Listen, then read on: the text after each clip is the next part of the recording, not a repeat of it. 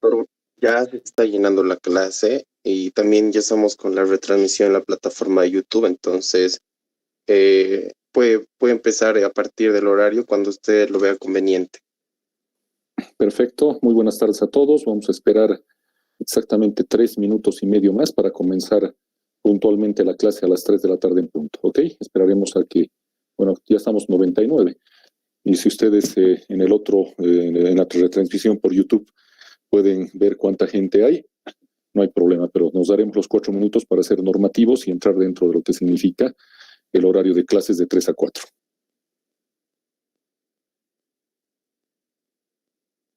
Muchas gracias, doctor.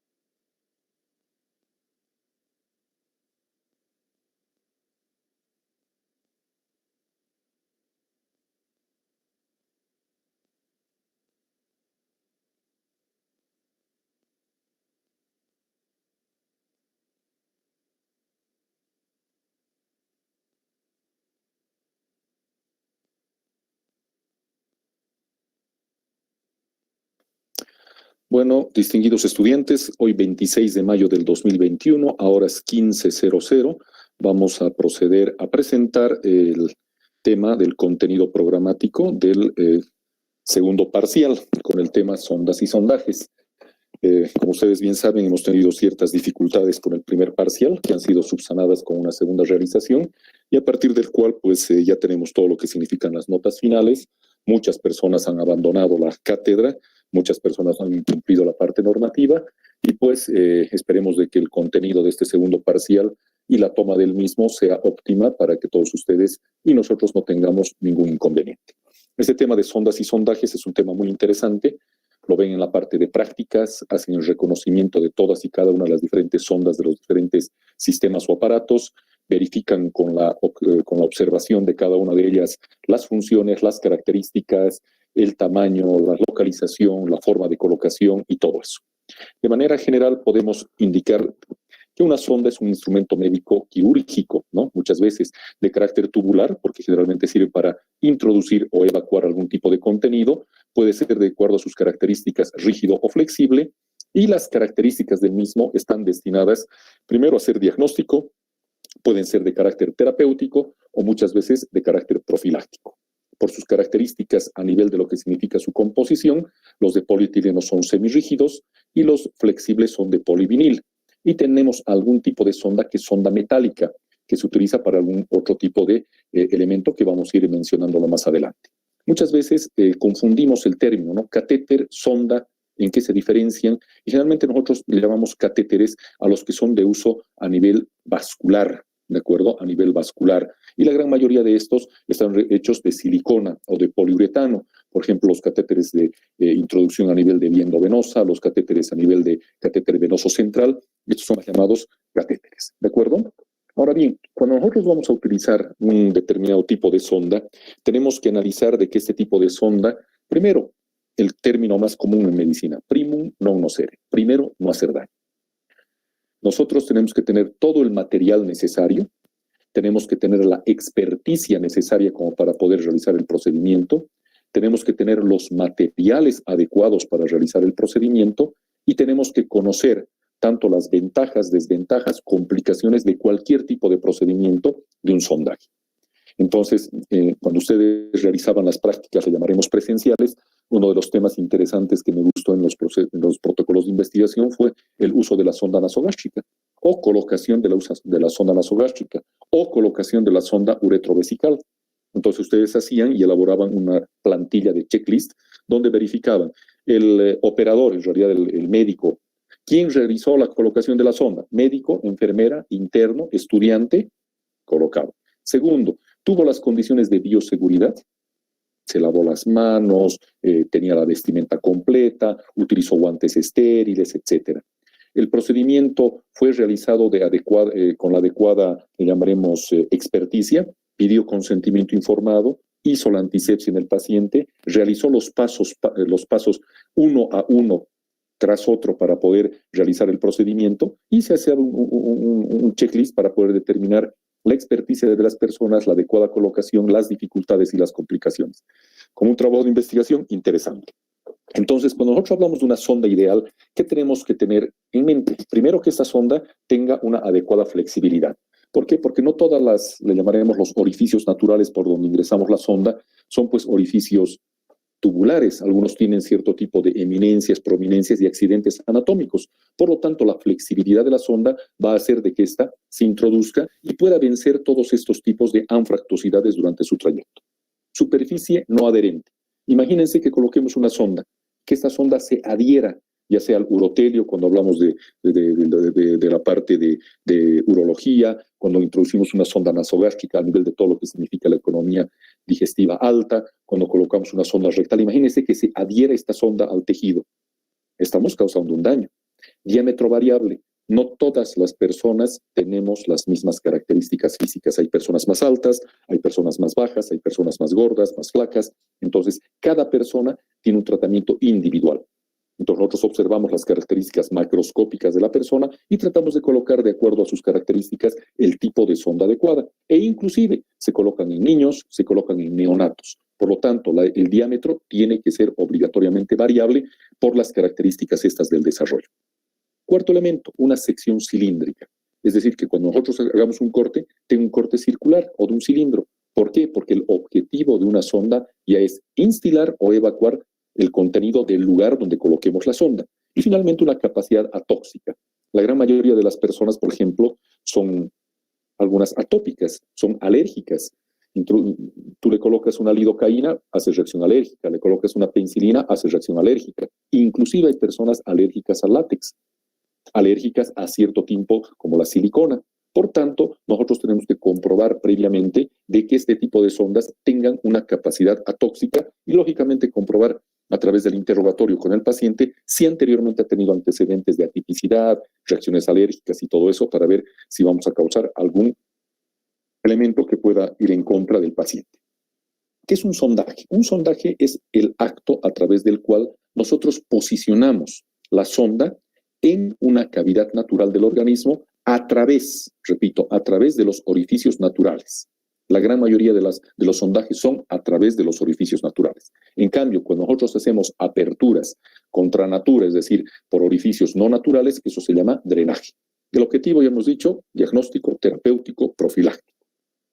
Es importante tomar en cuenta que cuando nosotros coloquemos una sonda, estas sondas han sido inventadas y han evolucionado a lo largo del tiempo, tratando de buscar precisamente un componente, le llamaremos, ¿no? Físico, un componente mecánico, un componente, le llamaremos, de estudio fisiológico, o un componente de características individuales de cada sonda.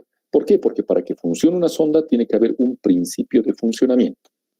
Cuando colocamos, por ejemplo, una sonda a nivel de, por decir, a nivel abdominal, a través de, o una sonda nasogástrica, ¿por qué sale el contenido hacia el exterior? Es una pregunta que nos hacemos. Si colocamos una sonda uretrovesical, ¿por qué sale el contenido hacia el exterior? Entonces, hay diferentes tipos de principios. Uno es el principio de simple o por sifón.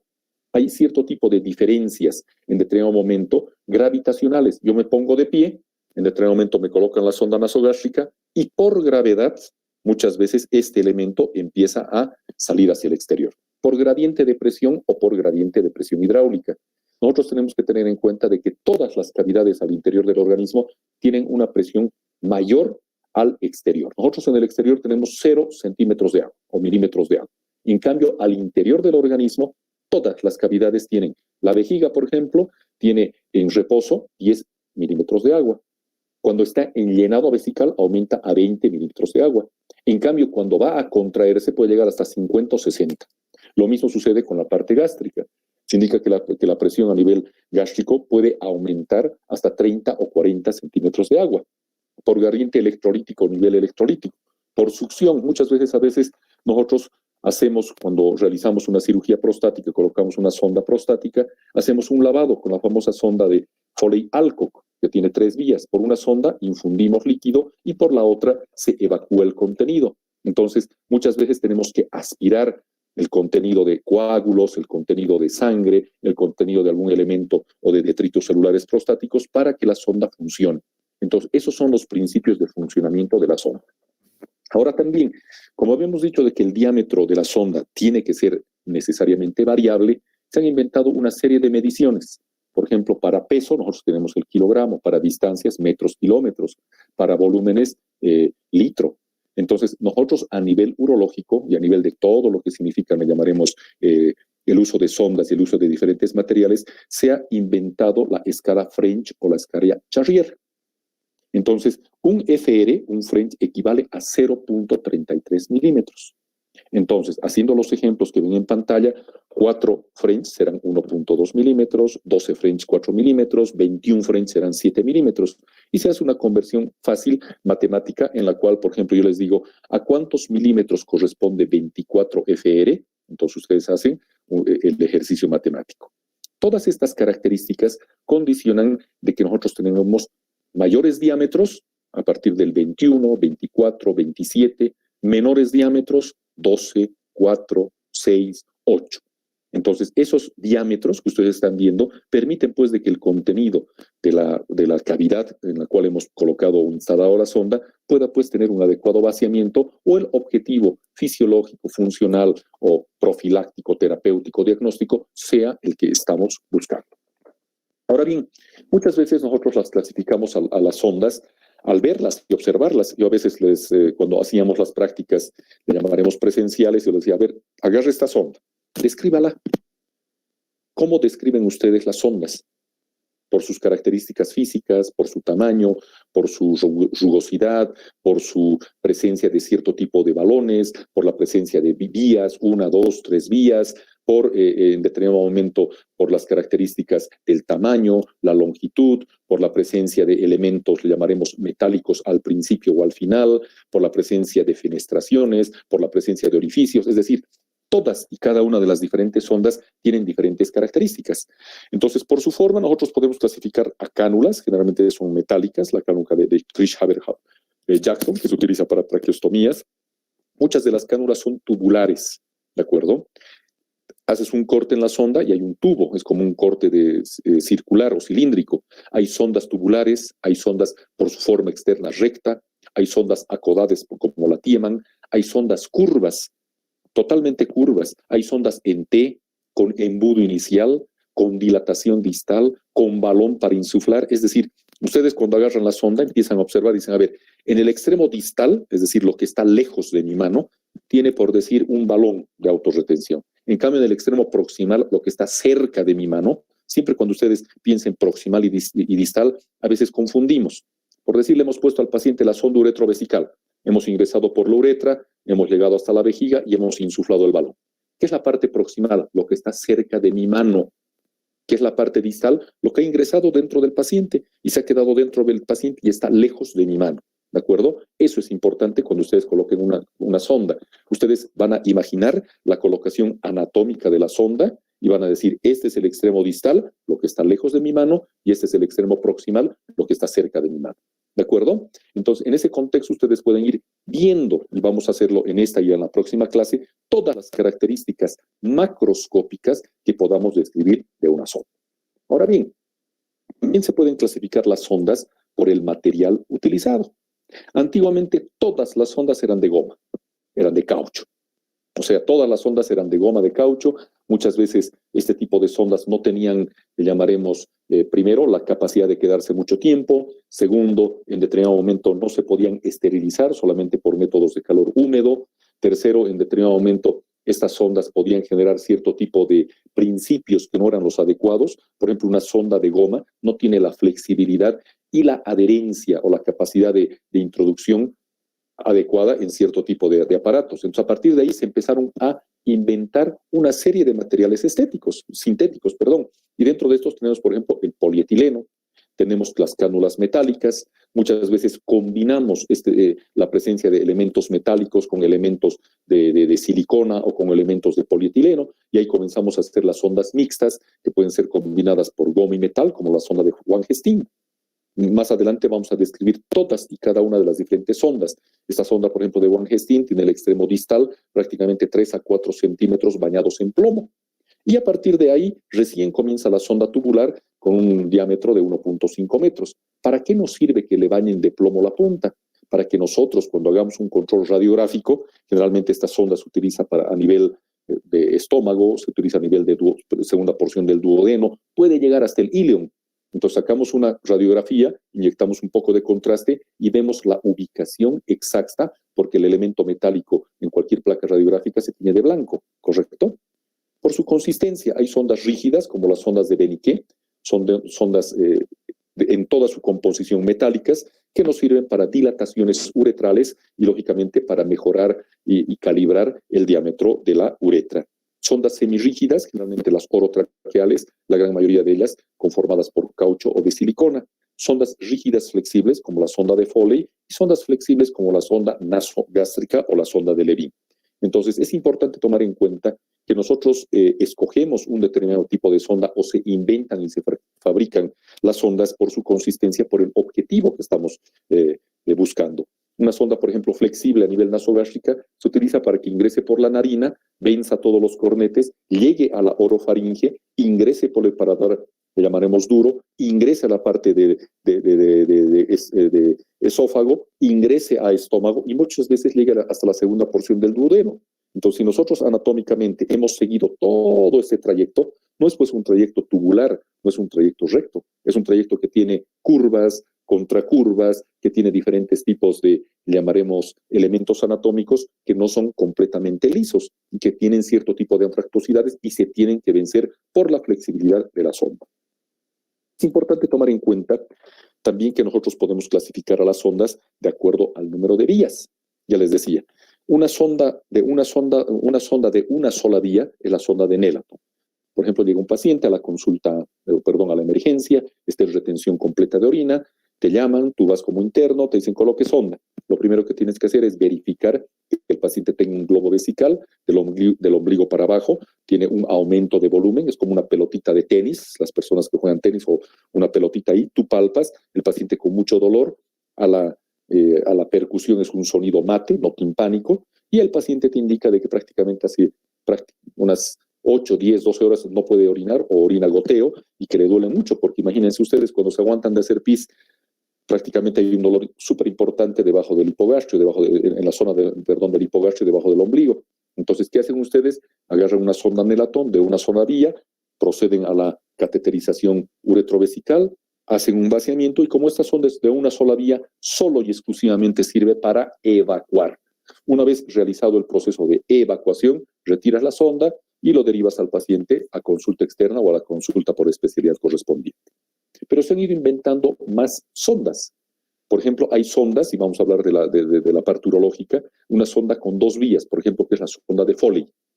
La sonda de Foley tiene 2 vías, ¿por qué? Porque este paciente, el mismo paciente, por decir, le hemos evacuado la orina a las 10 de la noche y al día siguiente a las 10 de la mañana vuelve a llegar el paciente. Doctor, mire, toda la noche he tomado líquido, como se me ha indicado, he estado tranquilo en casa, pero lamentablemente no puedo orinar. Entonces, ¿qué hacemos? Tenemos que colocar una sonda ya no de evacuación, sino una sonda permanente, para que se hagan los estudios, para que se haga, le llamaremos el diagnóstico preciso y se tome una decisión terapéutica al final. Entonces, ¿por qué se utilizan las 2 vías? Una vía será de evacuación, en cambio la otra vía es para un balón de autorretención intravesical. A veces el paciente es medio terrible, pues ustedes van a ver los pacientes, se les coloca la sonda y quieren arrancarse la sonda o están caminando, se les cae. Entonces, ese balón de autorretención que se infla a nivel intravesical por encima del cuello no permite que la sonda salga. Se empieza a jalar y el paciente empieza a tener dolor. Facilita la deambulación, facilita el transporte, facilita la actividad cotidiana del paciente, porque tiene un balón de autorretención que impide pues, que salga esta sonda. Y finalmente, hay otro tipo de sondas que tienen hasta 3 vías. Por ejemplo, la sonda de Foley-Alcock. La sonda de Foley-Alcock es una sonda que se utiliza para cirugías de próstata, en la cual nosotros tenemos 3 vías. Una vía es para insuflar el balón de autorretención, otra vía es para el lavado, se instila líquido o una cistoclisis que se llama, con suero fisiológico, y la otra es para evacuación de todo lo que significa el contenido intravesical. Entonces, cuando nosotros veamos la parte proximal de una sonda, vamos a ver cuántas vías tiene. Tiene 1, tiene 2, tiene 3, y nosotros vamos a analizar para qué nos sirve cada una de sus vías. De acuerdo a su clasificación o a su uso, hay sondas para exploración. Ya les he explicado anteriormente las sondas de Beniquet, por ejemplo, que se utilizan para explorar la uretra y ver si la misma tiene algún componente de disminución de diámetro, alguna estrechez uretral. Y generalmente para este tipo de propósito utilizamos sondas metálicas, sondas rígidas. Sondas para evacuación. Por ejemplo, el paciente está con una gran distensión abdominal, está con mucho dolor abdominal y no puede evacuar gases. Entonces, muchas veces nosotros colocamos ya sean sondas nasogástricas o sondas rectales, que coadyuvan a que el paciente muchas veces logre eliminar los gases o logre eliminar el contenido gastrointestinal. Otras sondas, por ejemplo, son para instilar. Ya les dije anteriormente, en una cirugía prostática se hace una cistoclisis, se hace un lavado de la vejiga post-prostatectomía y sirve para instalar en determinado momento todo lo que significan el suero fisiológico y el lavado. Muchas veces también nos sirven estas sondas para la instalación de cierto tipo de medicamentos. Por ejemplo, un paciente que tiene un cáncer de vejiga, le vamos a instalar una sonda Nelatón y a través de la sonda Nelatón vamos a colocar el BCG, que es el bacilo de Cabrit-Guérin, que sirve para un cáncer de células transicionales a nivel de la vejiga. Podemos utilizar la doxorubicina, podemos utilizar la adriamicina, podemos utilizar elementos o inmunoterápicos como el primero o quimioterápicos. Será de quimioterapia intravesical en cáncer de vejiga y para eso necesariamente utilizamos una sonda. Y la clasificación final, que es bien interesante, de acuerdo al aparato, órgano o sistema que se utiliza. A nivel respiratorio, por ejemplo, utilizaremos la sonda de Schober, utilizaremos la cánula de Mayo, utilizaremos la sonda de Watergueder-Rouge, utilizaremos ese tipo de sondas. A nivel de la vía urinaria, la sonda de Nelatón, Foley, Foley-Alcock. A nivel del aparato digestivo estará la sonda de Levin, estará la sonda de Miller-Abbott, estará la sonda de Cantor, estará la sonda de cualquier tipo de eso. Entonces, cada uno de los diferentes órganos tiene, aparatos o sistemas, tiene una sonda en particular.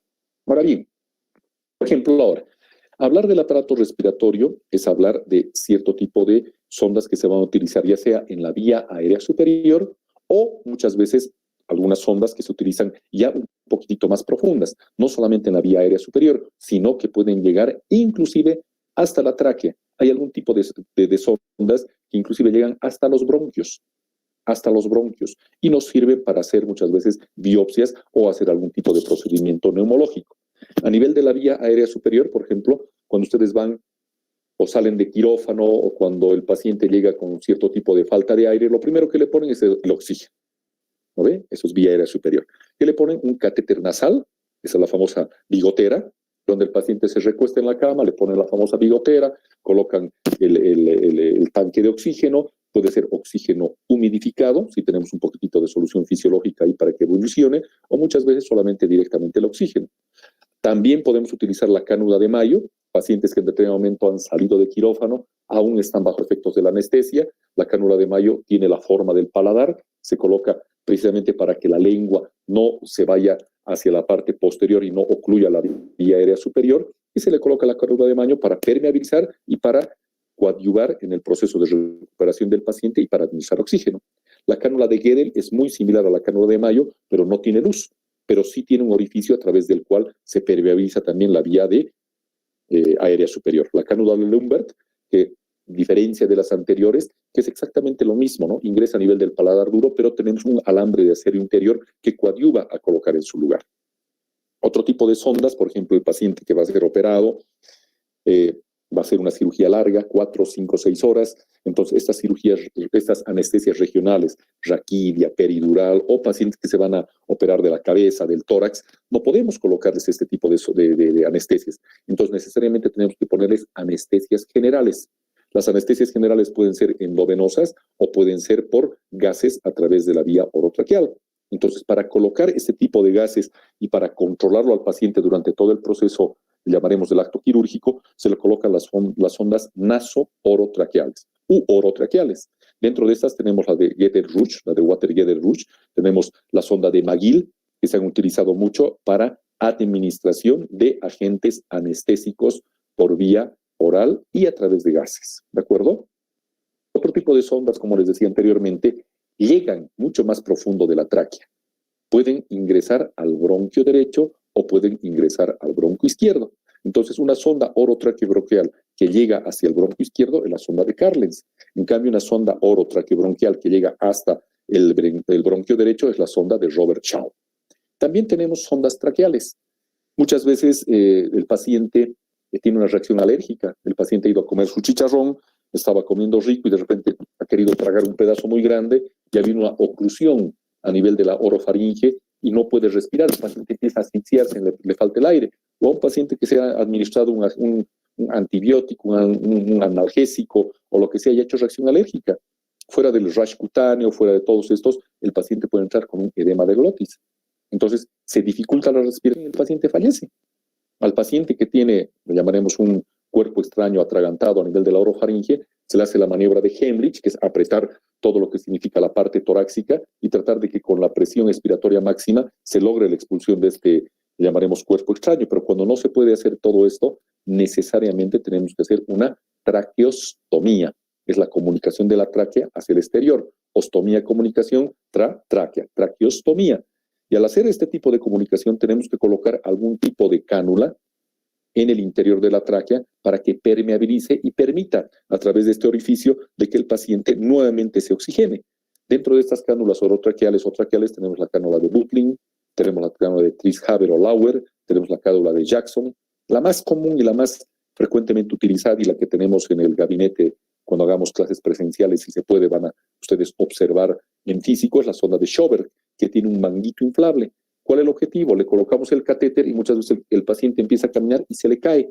Entonces, necesariamente tenemos que tener algún elemento de autosostenibilidad o que impida de que la sonda salga al exterior. Entonces, hay algunas sonditas que tienen un baloncito de autorretención. Se infla y ya no puede salir el balón a través del orificio por el cual hemos realizado la traqueostomía. Entonces, el catéter se queda al interior del lugar donde nosotros estamos buscando.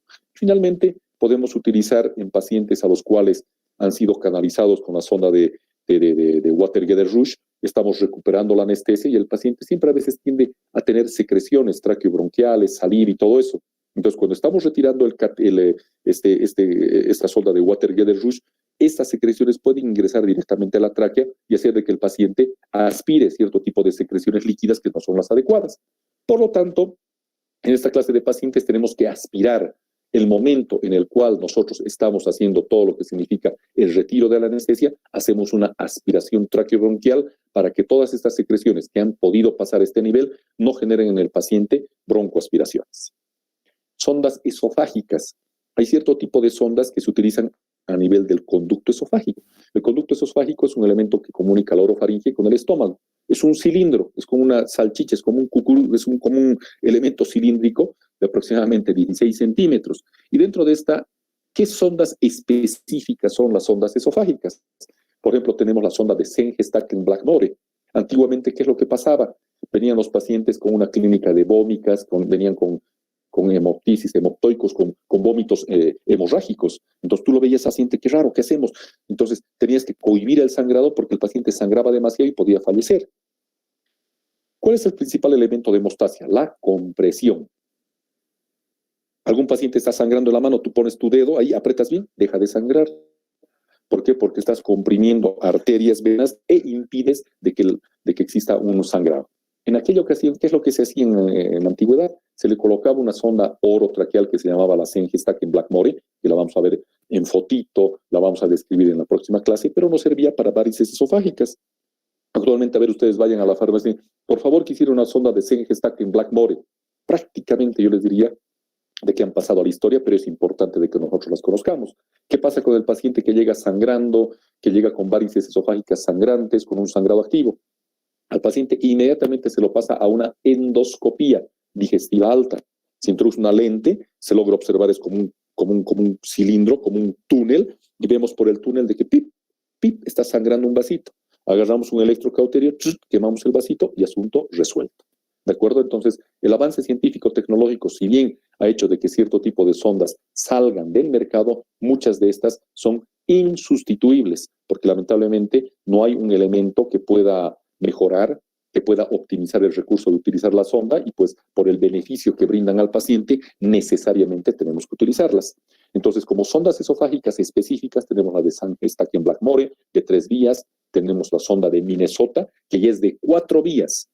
Es la única sonda que tiene 4 vías. Tenemos la sonda de Linton y tenemos la sonda de Plummer. Otro tipo de sondas son las sondas gástricas, ¿de acuerdo? Son las sondas gástricas. La más comúnmente utilizada es la sonda de Levin. Cuando ustedes lleguen al internado, ¿qué es lo que más van a colocar? Sondas nasogástricas y sondas uretrovesicales. La sonda de Foley la van a amar, la van a adorar, la van a tener ahí directamente en su cajita de emergencias, porque inmediatamente llega un paciente en retención, el que primero que tiene que experimentar ahí es el interno, que está de guardia. Entonces coloca la sonda. No puede colocar el interno, lo llama el residente. El residente viene, el de menor nivel, R1, R2, no logra, lo llama el R3, R4. No logra, recién lo llaman al médico especialista para que venga y coloque. Muchas veces, fuera de tratar de evitar la práctica, le llamaremos no adecuada de los pacientes, podemos generar trauma. Somos tan torpes en colocar una sonda, estamos metiendo a la fuerza. Si se detiene, saquen, respiren, tranquilícense y vuelvan a intentar. En cambio, algunos que, no, me han dicho que meta, ya como de lugar, siguen intentando, siguen metiendo, siguen haciendo presión, empiezan a dañar, empiezan a generar falsas vías. Es como un cilindro, y por el cilindro entra un bolígrafo por el cilindro, así de sencillo. Pero ¿qué pasa si el cilindro está medio estrecho y empiezas a molestar con el cilindro? Perforas el cilindro y te vas hacia la parte exterior del cilindro y estás generando una falsa vía. Comienza un sangrado importante, te asustas, no sabes qué hacer, inmediatamente haces otro tipo de derivación. Entonces, las sondas comunes utilizadas a nivel a nivel gástrico son las sondas de Levin, son la sonda de Van Helsing, la sonda de Faucher, que es la más utilizada a nivel de lo que significan lavados gástricos con pera, es la que utilizamos en la semana de medicina, cuando antes se echaban tremendas borracheras. Espero que ya no exista con esto de esto del confinamiento. La sonda de Ewald Ryer Amor, la sonda de Moss.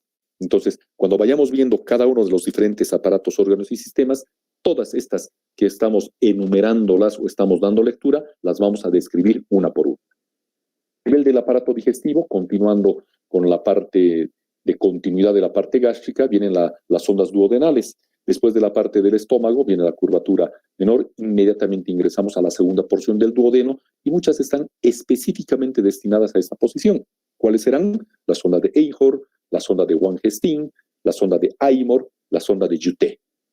Otras sondas son largas. La más grande de la economía es la sonda de Miller-Abbott, que mide aproximadamente 3.5 o 4.2 metros de longitud, ¿de acuerdo? Y entonces esta sonda entra por la nariz, llega al esófago, del esófago entra al estómago, del estómago segunda porción del duodeno, llega hasta el ilion e inclusive puede llegar hasta la parte distal del intestino delgado, por el tamaño, por las características y el objetivo que estamos tratando de buscar con la colocación de la misma sonda.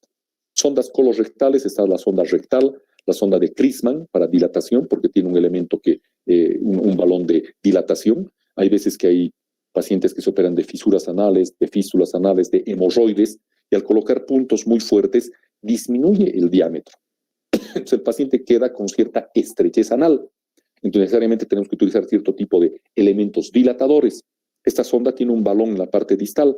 Introduces la sonda, vas inflando el balón y el balón va dilatando, aumentando su volumen y lógicamente al aumentar su volumen del balón va aumentando el volumen de la cavidad que lo contiene, en este caso la ampolla rectal. La sonda de Overny, que utiliza una sonda larga que llega hasta el sigmoide y generalmente nosotros esta sonda sí la tenemos en el gabinete, se utiliza para realizar maniobras de bastonaje. Ustedes conocen bien, hay cierto tipo de obstrucciones intestinales como el vólvulo, a través del cual hay una torsión sobre su propio eje del intestino. Entonces nosotros tenemos que tratar de devolvular, ya sea a través del uso de elementos naturales, o por los orificios naturales, como la sonda de Overny, o a través de un tratamiento quirúrgico donde necesariamente tenemos que devolvular o destorcer, le llamaremos, esta torsión del intestino. Hay otro tipo de sondas que se utilizan en cirugía de vía biliar. Hay el síndrome de Merici 1, Merici 2, hay cierto tipo de complicaciones a nivel de lo que significa la vía biliar y necesariamente tenemos que derivar la formación de bilis hacia el exterior.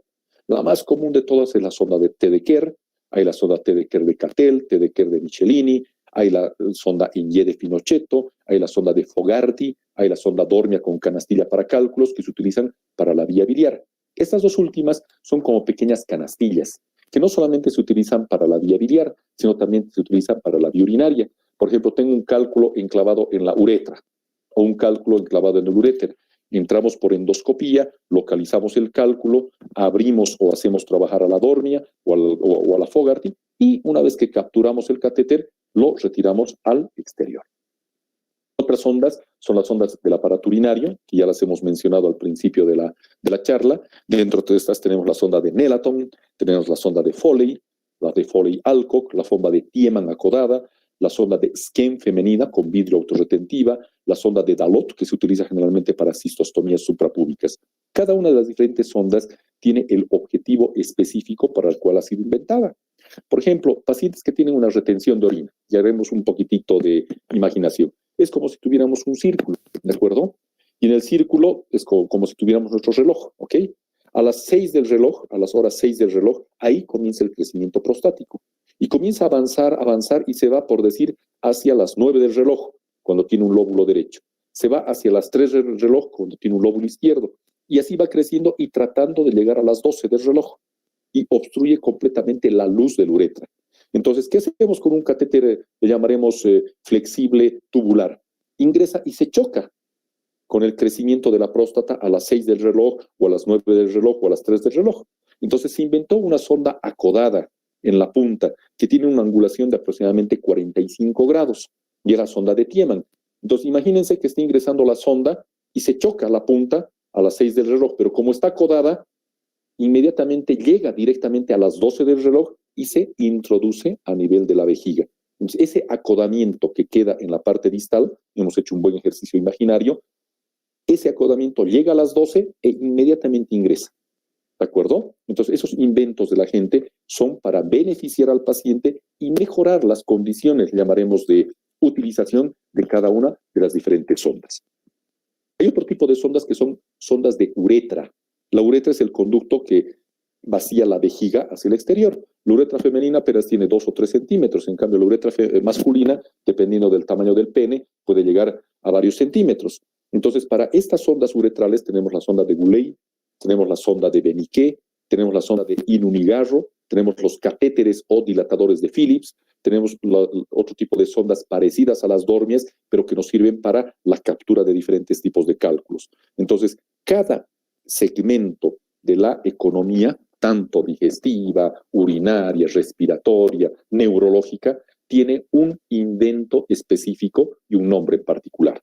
Otro tipo de sondas son las sondas oftalmológicas. Por ejemplo, ustedes conocen el conducto lácrimo-muconasal. A nivel del ángulo interno del ojo hay un pequeño orificio que, bueno, transporta el excedente de lágrimas o de humidificación y lo transporta hacia la boca, lácrimo-muconasal, hacia la nariz, ¿de acuerdo? Entonces, muchas veces, cuando hay una obstrucción de el paciente comienza a parpadear y a llorar. Entonces hay que hacer una desobstrucción de todo este conducto lácrimo-muconasal y hay sonditas muy delgaditas, como la sonda de Bowman, la sonda lacrimal o la sonda de Williams curvada, que nos sirven específicamente para desobstruir estos conductos lácrimo-muconasales.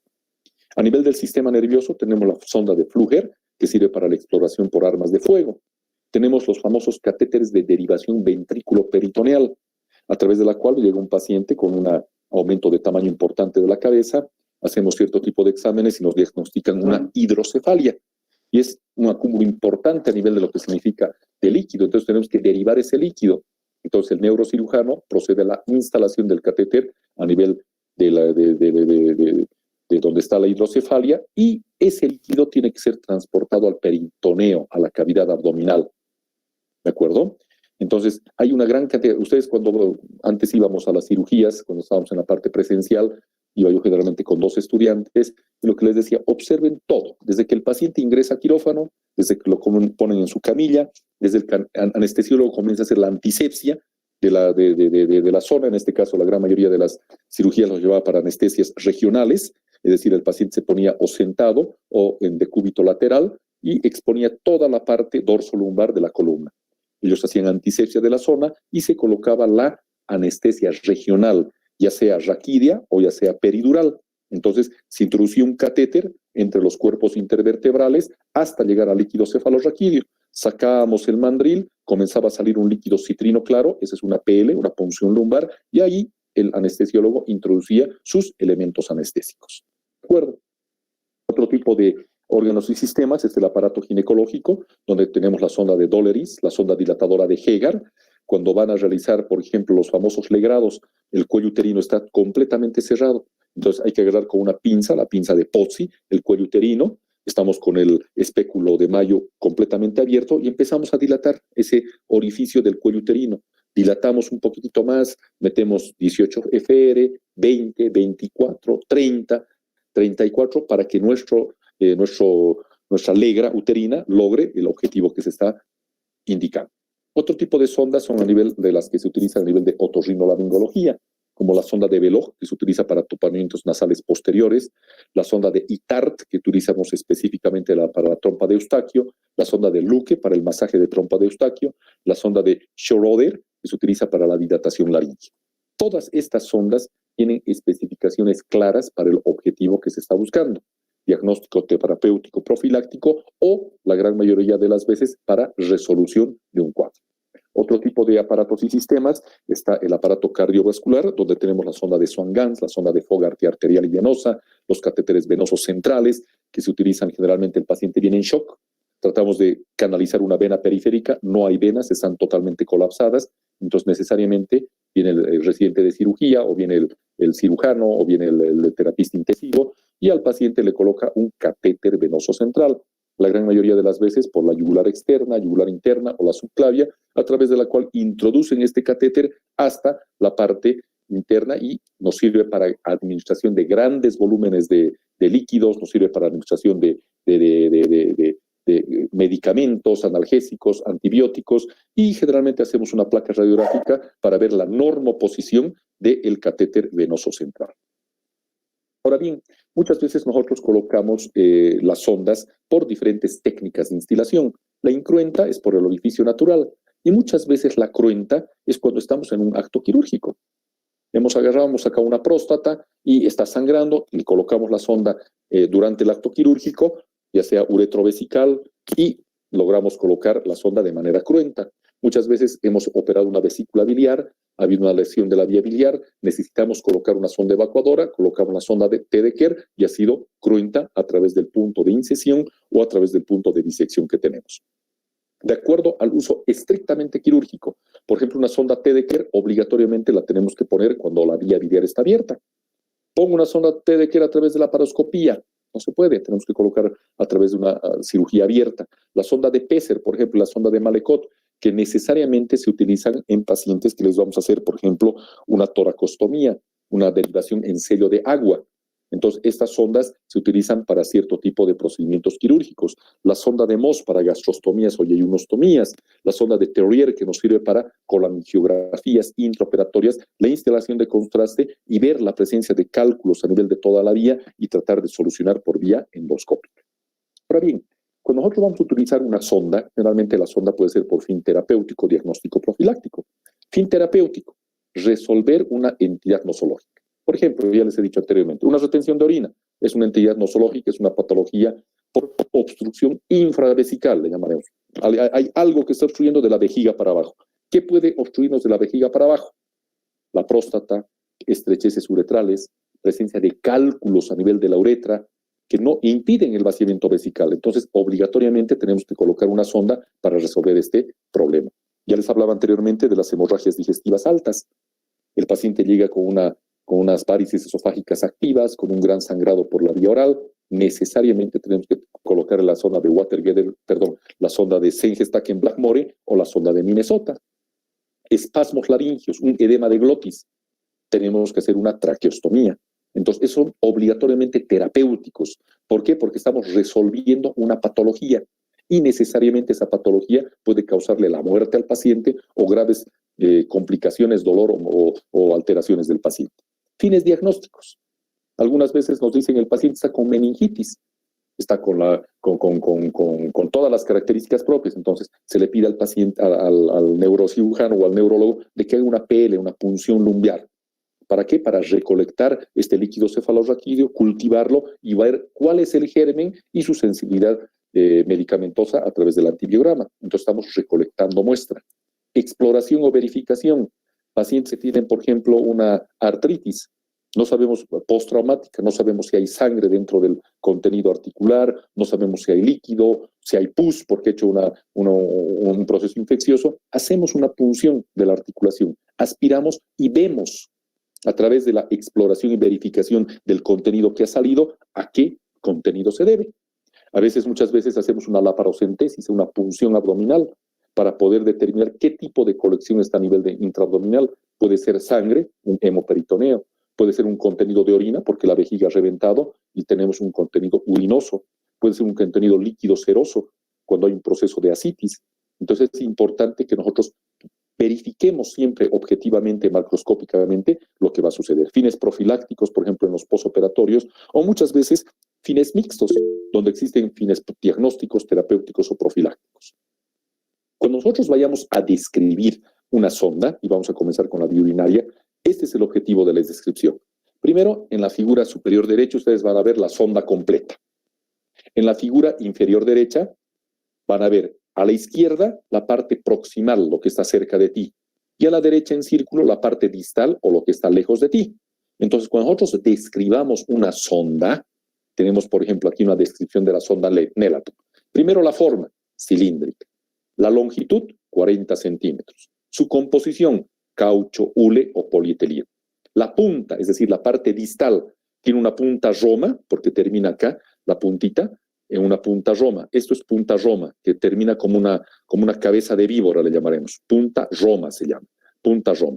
¿Qué más tiene? Dos orificios laterales. 1 y 2. Dos orificios laterales. El extremo proximal, lo que está cerca de mi mano, tiene un extremo cónico. Y si vamos a describir, tiene gran variedad de diámetros para diferentes usos, ya sea en niños o en adultos. Entonces, el calibre va de 8 a 30 FRs. ¿Y cuál es el objetivo de la misma? Evacuación de orina. Esta es la descripción correcta de una sonda, ¿de acuerdo? En este caso de la Nelato. Aquí vamos a describir la sonda Foley y la sonda de Foley-Ailcock.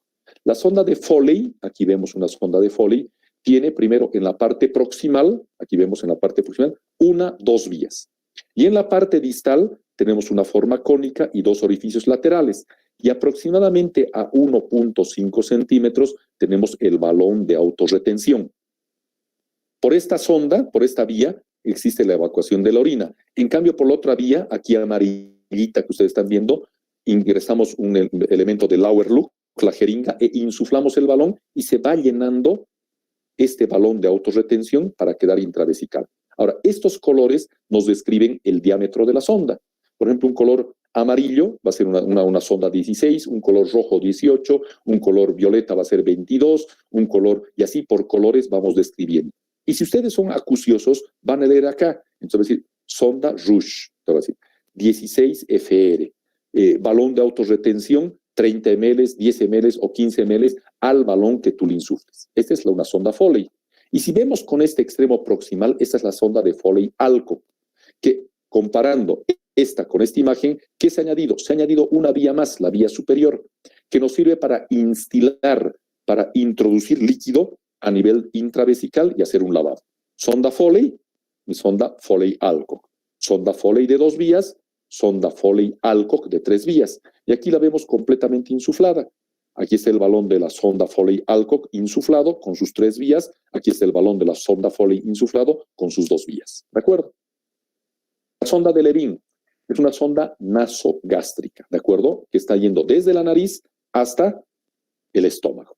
Su composición, caucho, plástico flexible, mide 120 centímetros, tiene una punta siempre roma. Todas las sondas generalmente tienen una punta roma. ¿Para qué? Para no causar daño, no causar traumatismo y no causar mayor lesión en el paciente.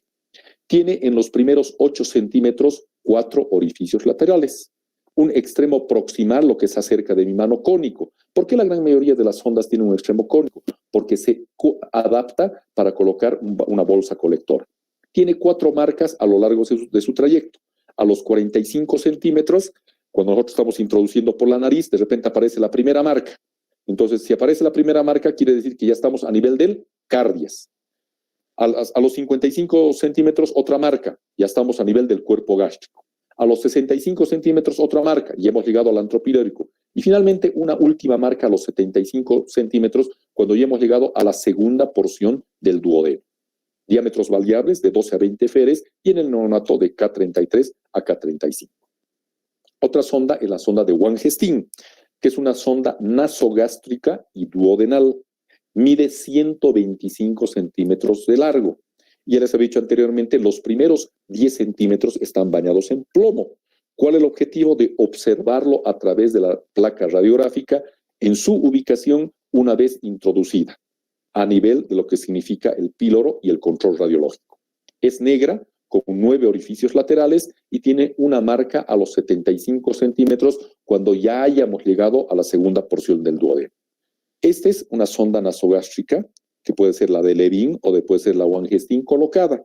Como no tienen balones de autorretención y están por una narina, ¿qué es lo que hacemos? Generalmente nosotros le colocamos algún tipo de elemento de fijación. A nivel de la nariz, a nivel de la frente, es complicadito. Es un poquitito, le llamaremos incómodo para el paciente estar con este tipo de sondas, pero lamentablemente tienen que utilizarla porque el beneficio que realiza a nivel del paciente. Otro tipo de sondas son la sonda de Einhorn y la de Eimor. Ambas son idénticas, pero la sonda de Einhorn tiene acá el extremo distal metálico. En cambio, la sonda de Eimor tiene el extremo distal del mismo, le llamaremos de la misma estructura o componente del cuerpo de la sonda. Es una sonda orogastroduodenal, mide 155 centímetros. En la punta, la de Einhorn presenta una oliva metálica de 10 por 12 milímetros con 4 orificios longitudinales. Tiene 2 marcas, una a los 45 y otra a los 75 centímetros. La de 45 cuando estamos en el cardias, unión esófago-gástrica, y la de 75 centímetros cuando ya hemos llegado a la segunda porción del duodeno. La sonda de Mohs mide 90 centímetros, tiene la punta roma que llega a la porción distal del duodeno, presenta un orificio lateral para alimentación, un balón, esta sí tiene un balón de autorretención de 30 centímetros de agua. Tiene a los 10 y 15 centímetros 2 orificios laterales para aspiración tiene a los 25 y 30 centímetros otros 2 orificios para aspiración gástrico, y encima de estos orificios tiene un balón de autorretención de aproximadamente 30 centímetros de ajo. En la parte proximal, la que está cerca de mi mano, tiene 3 vías, una de aspiración, otra de insuflación del balón de autorretención y otra de alimentación. ¿De acuerdo? Entonces, son casi 5 minutos para las 4 de la tarde. Quiero, concluir la primera parte de la presentación de sondas del capítulo, y lo que necesitamos en determinado momento es continuar con la próxima clase, que va a ser el día miércoles a las 3 de la tarde para concluir la explicación de todas y cada una de las diferentes sondas. Entonces, una vez concluida la clase, agradecerles a ustedes. No sé qué está pasando. Hemos comenzado con un dirigente, que era Valentina, después ha llegado otro dirigente, y actualmente estamos con Handel Jansen Prado. Vamos a seguir trabajando con ellos, vamos a seguir continuando el trabajo con ellos, pero traten de tener representantes únicos, ya que lamentablemente este cambio genera cierto tipo de dificultades, ¿verdad? Estábamos primero con Valentina, después hemos pasado con Fabricio, y ahora estamos con Handel. Yo no me hago problema de pasar con uno, con otro, con quien sea, pero lo importante es llegar a ustedes, ¿de acuerdo? Bueno, muchísimas gracias, son las 15:52, la próxima clase es a las 3 de la tarde, ya vamos a coordinar con Handel para continuar. ¿Ok? Muchísimas gracias, muy buenas tardes, continuamos el próximo miércoles. Un abrazo, hasta luego. Doctor, luego.